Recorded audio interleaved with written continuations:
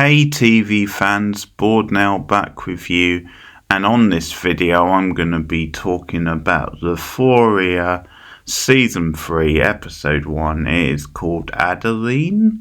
Full spoilers from the start of this review as always. So yes, Euphoria is back after a 4-year gap. This is being talked about as being the final season of the show, although I don't think that's been 100% confirmed yet, and there's even been rumours this week that they may still do more. It's been a big effort really to get the show back, and because many of the cast have become much bigger names and mainstream stars in demand, all the rest of it. I've covered most of Euphoria on this channel. I have a very love-hate relationship with it, as many people do. I enjoyed the first season quite a bit, and there was definitely something to it where I thought, okay, this does seem quite sort of fresh. The two specials they had in between seasons 1 and 2, especially the Raw one, I thought were really good. Like the Raw one where it was just her meeting her drug sponsor at the caf, maybe the best episode of this whole show. I thought that was a very strong, dramatic episode, very moving. So yeah, there was that. And then when it came back for season 2, the wheels started coming off for me. Like it started disappearing up its own arse. It did seem that they were just going for a lot of cheap shock factor type moments just for the sake of it, rather than because there was that much to say, that much of a story. This was becoming too much style over substance. It still had moments where I enjoyed it. In fact, in the last couple of days before this new season starts, I did watch the last 2 episodes of season 2 because I didn't quite finish it when it was originally on, and I thought, well, I better finish it before I go into season 3. And it turns out the last 2 episodes, it was all centered on Lexi's play. And the experience of watching those 2 episodes kind of sums up the ups and downs of this show. You guys did vote for this, so I put up a poll recently, and this was the one that won, the one you most wanted me to cover. So here we go. I am here. I'm committed for all 8 episodes of season 3. And Rule is now a drug runner, and she's a drug runner because she has all these million repay to Laurie. There's this gag where it's like, I don't have 10,000, and she's like, well, it was 10,000 months ago, now it's accumulated. And that's why we open with her in Mexico. She stumbles upon this religious family who she stays with on her way across the border, and she decides, hey, why not give religion a go? Because it seems to maybe be my last hope of salvation, something I can believe in. And that seems to be, they seem to be conflating this mix of religion and the American dream together. Near the end of the episode where she goes to this house to pick up some drugs and she stumbles upon this party, then she comes face to face with this really famous kingpin, and she's having a crappy time with working for Laurie, so she decides she wants to work with this kingpin, and that's her dream, and she's almost talking about it like it's destiny, and almost like it is like a religious type thing. And we pick up with the other characters. One of the most publicised storylines is that Cassie has started an OnlyFans, or is about to start an OnlyFans at the end of the episode. Her and Nate are engaged to be married, but they can't afford the wedding.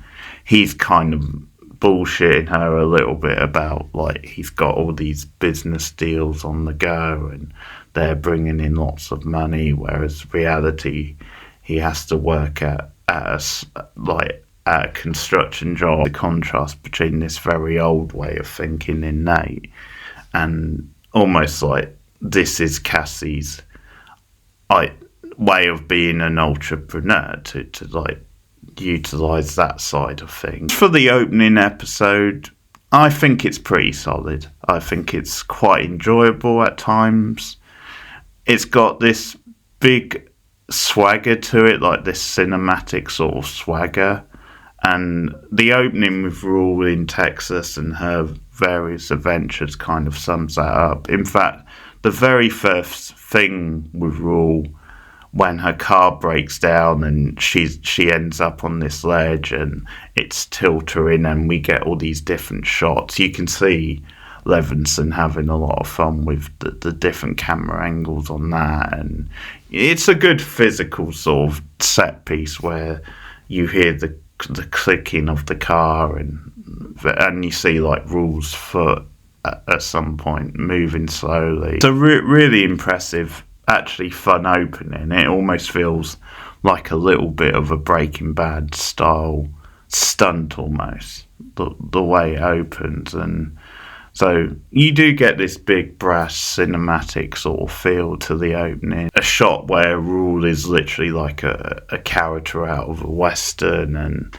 they seem to be making some sort of comment about the landscape of America and how it kind of gets appreciated a lot by the people who are there, and you've got all this kind of like negative politics going around it because the religious family who takes her in, they're very much the typical far right, anti-immigrant type family, and Rule has to pretend that she's writing a paper to like get them to take her in and get a ride then. But all this is very well shot, and Sedana's doing a solid job again. So I think there's a little bit of a theme in this, because there's a couple of scenes.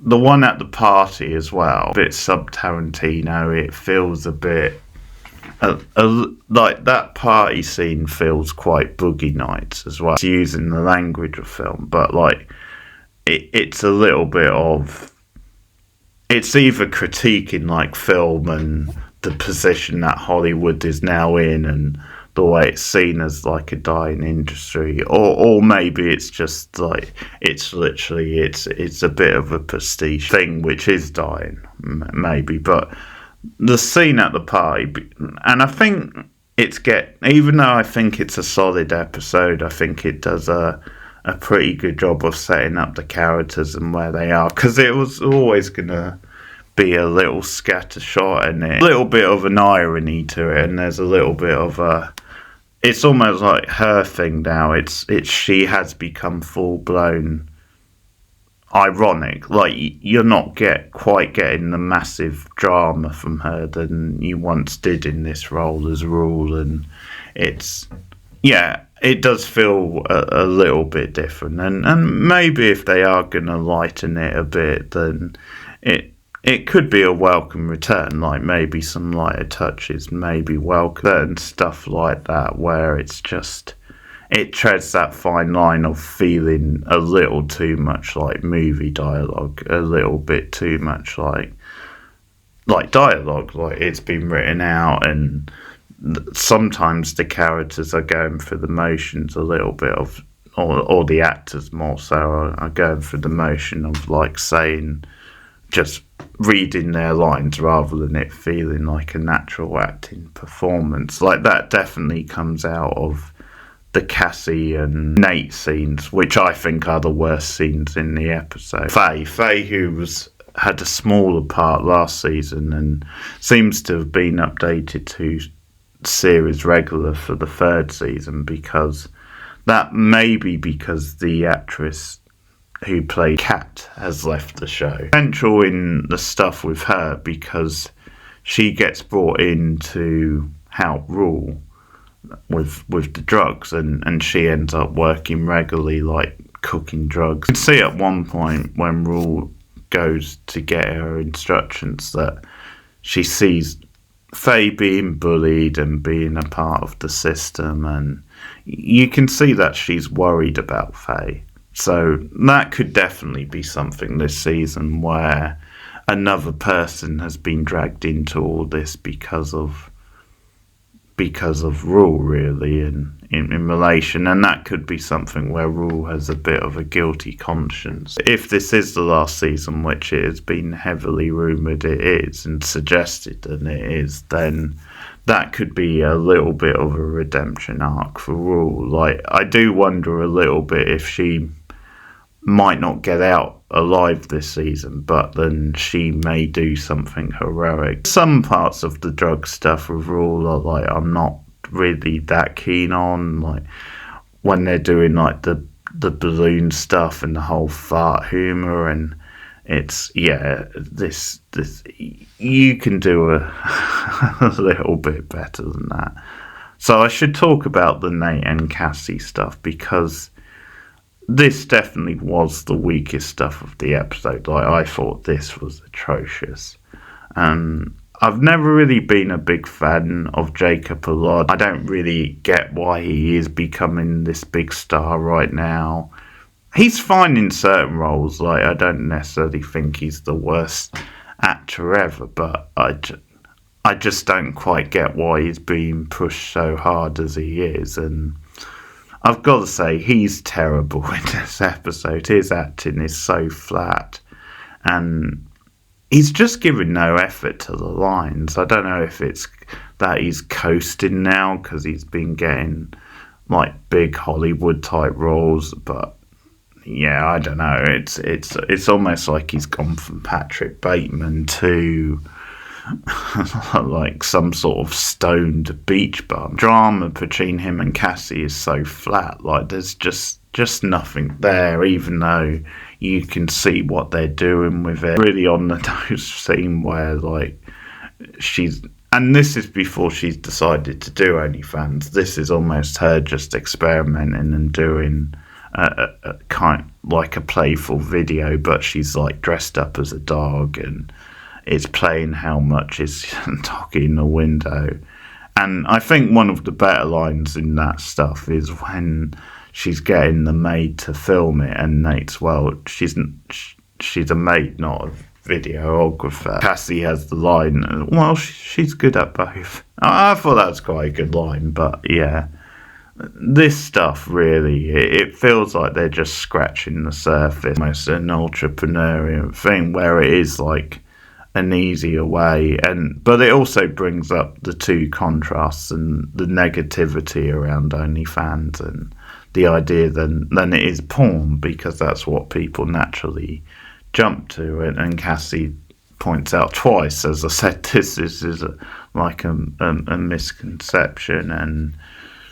But yeah, it just doesn't feel like it's tackling it in that. Like, it's not going the whole hog. Like, it's not really exploring it and bringing up the pros and the cons, maybe, and this idea of ownership. Like, I guess that's what this sort of storyline should get into, because that's a big debate online about how much control these women seem to have or do have, and even though they say they're happy, and it is very much like that's the way it's painted, as okay, we're happy because we get control, we get to do these fun little videos, but it's not forever, because we essentially can pay for our futures. We don't have to struggle with jobs. It's not sure I'm convinced this show is going to do that much with it. That, I think that's the problem, and I was just feeling no spark from it. Like, no spark between Cassie and Nate in this episode. As I said,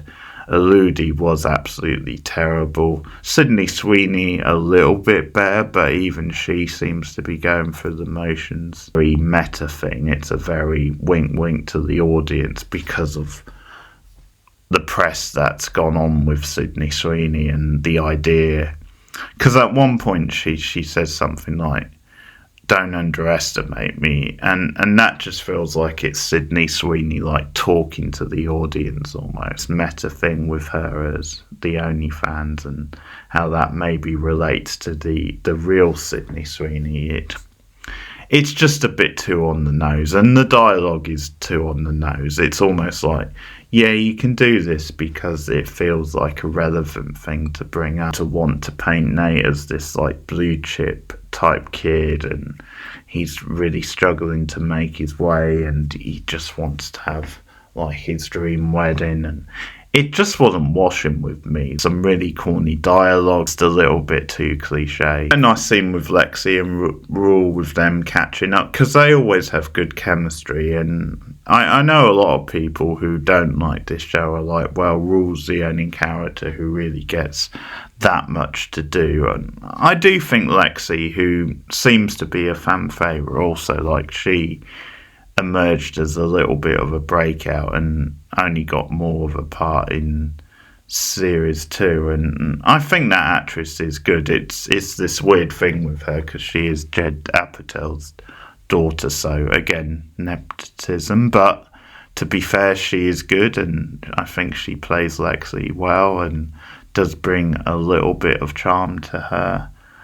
The one on the line from her was when she mentions AI, because Rule becomes an Uber driver as well to try and pay her debts back and all the rest of it. And Lexi mentions how, make the most of it while you can because AI is going to kill off that job. And that just feels like a little bit too this cheap one-off line just to, hey, mention AI's been a thing since the show's been off the air. So that was, again, a little bit cheesy, a little bit cheap. I think you either do a bit more with the subject of AI or you don't bring it up. Lexi's solid in this episode. She's not really given that much to do. We find out that she's working on the daytime. So some of the Hollywood gags in this episode aren't the sharpest. Like there's one where, because the soap opera she's working on, there's this kind of meant to be like this hot new thing who happens to be dating Maddie. So Maddie has like a job as like the receptionist. He calls Lexi Lisa, hey Lisa, and that seems to be the level of the kind of Hollywood shallow type humour. Except piece at the end with Mr. Echo from Lost, so pretty cool seeing him, who's this kingpin guy. And Rule, because there's been this girl who was OD'd at the party, and Rule has been blamed for it, so she is spelling out her ambition to this guy. She wants to change, as I said, teams and work for this big shot kingpin. So Mr. Echo, his character, I'll just call him that, is like, well, we'll see if God believes in you. And he does this test at the end, puts the apple on the head, and you better stand still. And so he shoots at it, even though obviously she's not going to die because it's the first episode back. It's a well shot scene. Like there's some really good direction in this episode, and I think the direction, and there's one or two fun ironic jokes, and again Sedano's on solid form also, and there's one or two others. Lexi's good at here and there. Then kind of, I think, paper over some cracks. There's definitely stuff in this episode where my eyes were rolling, and stuff where this does feel very thin, and it feels in stuff which is already seeming quite lame and very on the nose, and like we're not really doing that much with the characters. If it already feels like this in episode 1, then it could maybe be a long 8 episodes, but as I said, overall it's a good first episode. I think it's a very confident first episode. Euphoria season 3 episode 1, we are back, so this is going to be weekly episodes. If you like this review, and if you're interested in the show and want to see me do more of this kind of videos, then please like and subscribe. Share me out on social media. You can also hit the hype button on this video, so that helps me get out to more eyes. You can also support the channel, patreon.com/borednow, so that gives you access to exclusive TV and movie commentaries, clips that you won't get on YouTube, and other specialised things. Or you can become a channel member hitting the join button, and that allows you to get access to things, so early access to some things. You also get special top 10 lists, special reaction type videos, various other things. You also get some behind the scenes type stuff. I do read along sometimes as well, so you can support the channel as a channel member at 3 different tiers, or you can make a one-off donation at the super chat button. But thanks everyone for listening. Keep watching TV. Let me know what you think of the season premiere of Euphoria. Are you confident for the season? Are you a bit iffy on the show? Let me know what you think of this one, guys. But yeah, keep watching TV, as I said. Thanks everyone. See you soon. Bye.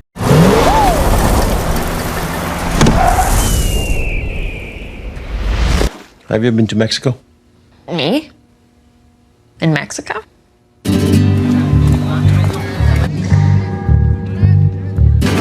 Swallow. Disfruta.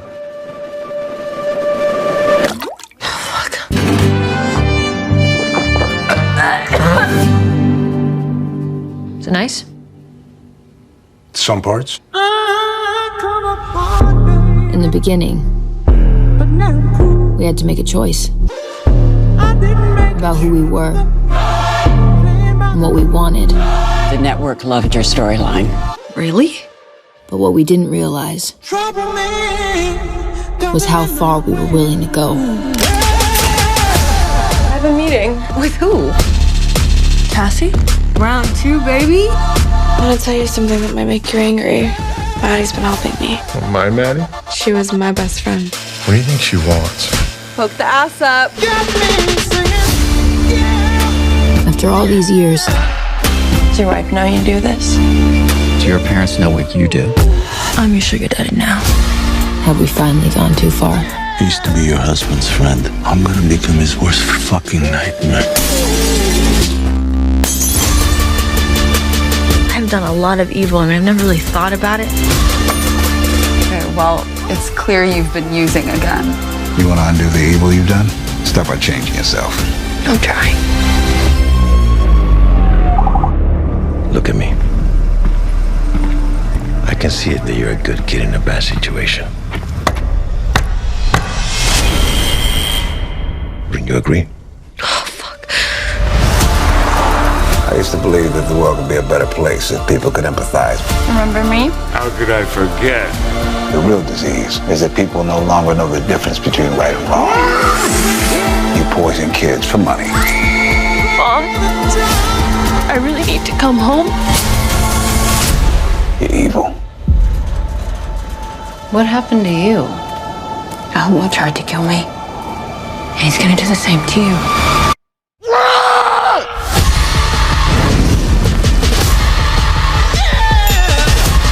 I'm trying to do a good thing.